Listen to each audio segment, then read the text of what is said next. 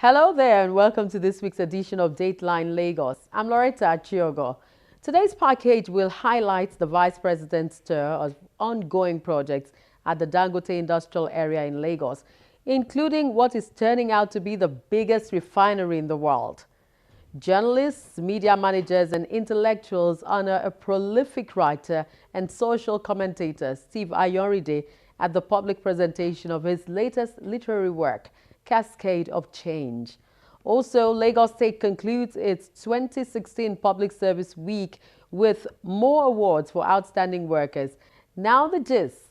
Let's begin with power. Did you know that on completion in 2019, the Dangote refinery will become the biggest private refinery in the world? Also, the Dangote gas project would be producing about 3 billion cubic feet of gas daily required to power the country. Well, the Vice President of Nigeria, Professor Yemi Osinbajo, told journalists after a tour of projects at the Dangote industrial area located within the Lekki Free Trade Zone in Lagos. Interesting sights. Take a look. The chopper conveying the Vice President, Professor Yemi Osinbajo, and 4 ministers landed at about 10:30 a.m. Professor Osinbajo was received by Governor Akinwumi Ambode. The President of Dangote Group, Alhaji Aliko Dangote, businessman Femi Otedola, and other top state functionaries were on hand.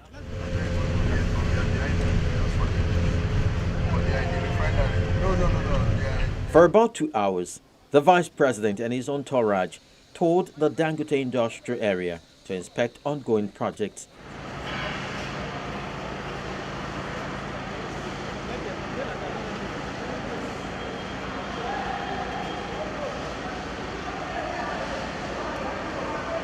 Including a petroleum refinery, petrochemical plant, gas treatment stations, and a fertilizer plant.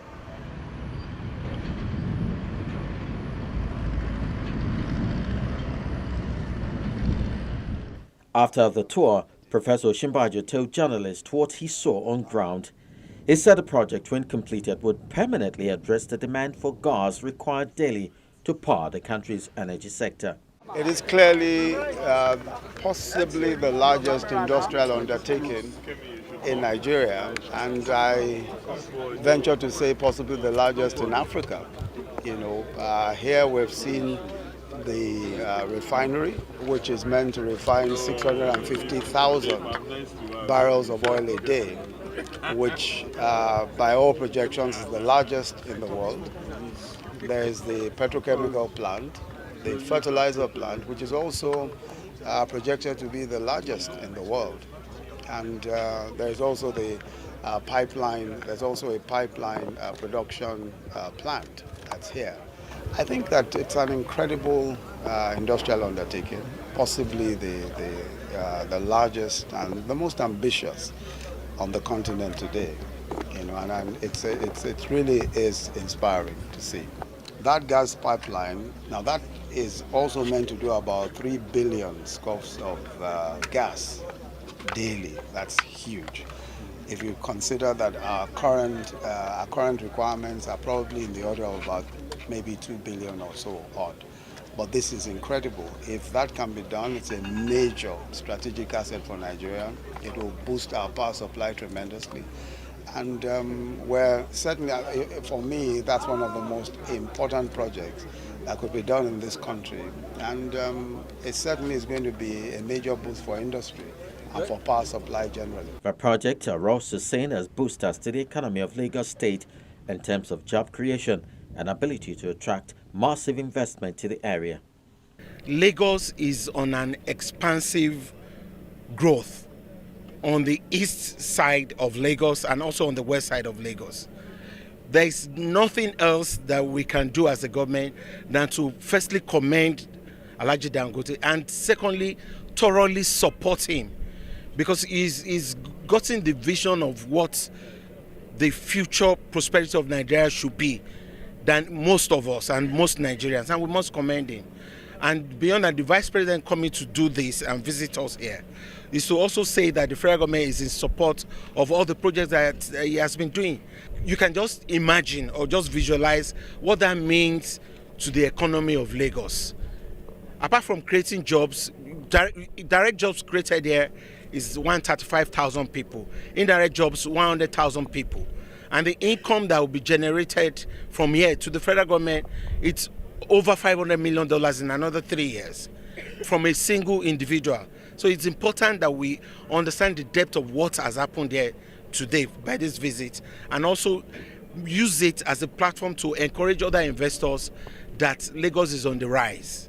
This investment that we have, by the time that we finish, especially the gas pipeline, a state like Lagos can run without any interruption of power. It's as good as being in London. You will not see any glimpse of power because we can supply power from here to anywhere. And that means quite a lot in doubling or tripling the GDP of Lagos. So it will create a lot of economic activities. I mean, here really one of the issues that we'll have is, okay, how do we manage and even feed well over 60,000 people of the refinery alone, and also now fertilizer, the petrochemical. You're talking about almost something that directs people working under the construction of over 100,000 people. That is enormous. But it's not even only the project that we're doing today.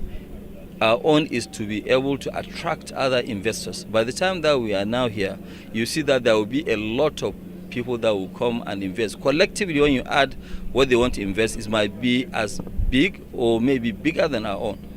And that's the whole essence of being here in Lagos. But so what really, in a nutshell, what drags us here is that Lagos is investor-friendly state. Among other benefits, the three projects, when completed, are expected to enhance power generation, increase demand for domestic crude, increase government revenue, save foreign exchange against import, and generate employment. The projects are expected to be completed and commence production in 2019.